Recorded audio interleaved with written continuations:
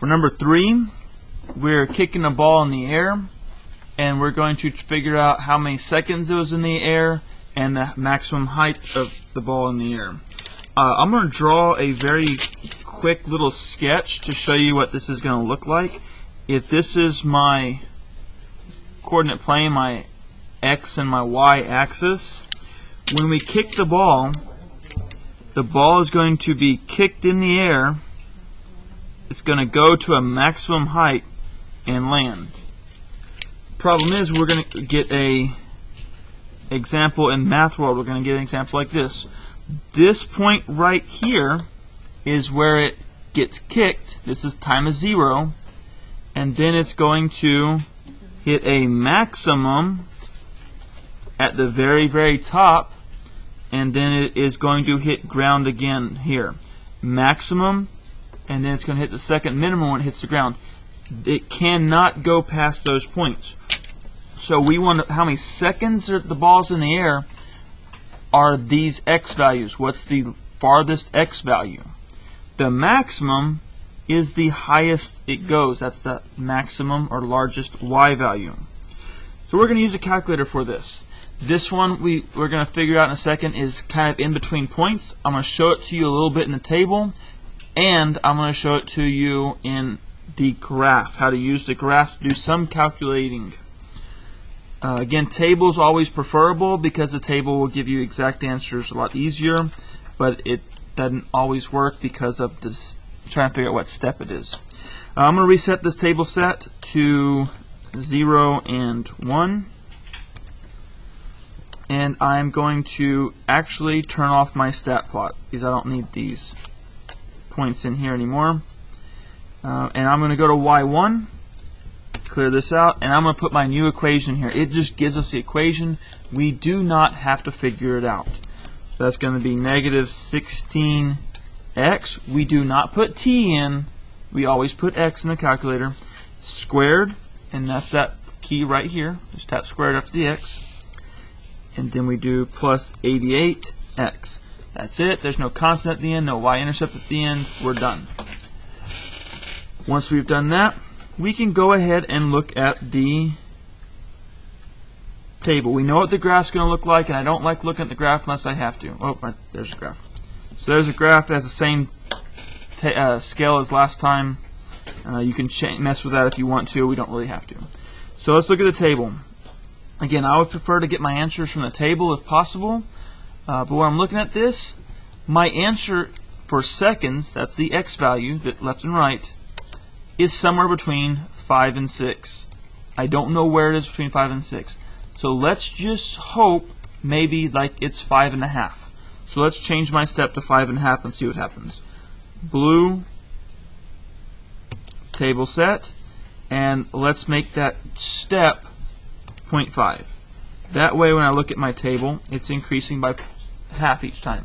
I was just going to say he's doing it by 0.5 and I changed it to 0.1 just so I could see every little increment, but either one is okay. You'll get the same answer.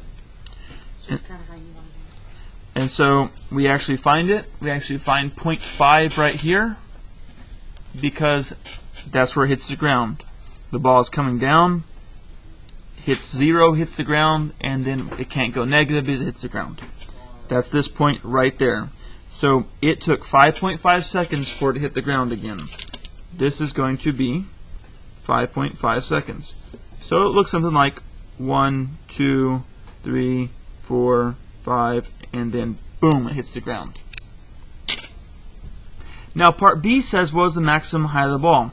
Well, the maximum height of the ball is this maximum point up here. And we're going to be looking at my y values. So let's find my highest y value. Oh, look at that. So I see right here I get two identical values. That means my maximum height in a quadratic is going to be between these two numbers. What number is between 2.5 and 3? Well, I got to cut this in half again, my step in half again. So let's go back to my table set. And then instead of 0.5, what's half of 0.5? Half of 0.5 is 0.25. So now I look at the table. I go 2, 2.5, 2.5, 2 3/4, 3, 3.25. And I look, there's my 120s again. But in the middle, I see my maximum. It's actually 121. 121. Now, again, you had to figure that step out for yourself. If you don't want to figure that step out for yourself, if I go to my graph, I have tools in my graph to figure this out. Again, I don't like using these. I like to see the table. Table's more mathematical, but this works as well. If you look above trace, it says calc. We can calculate things. So press blue, calc, and there's one here that says maximum. Maximum right here. Enter.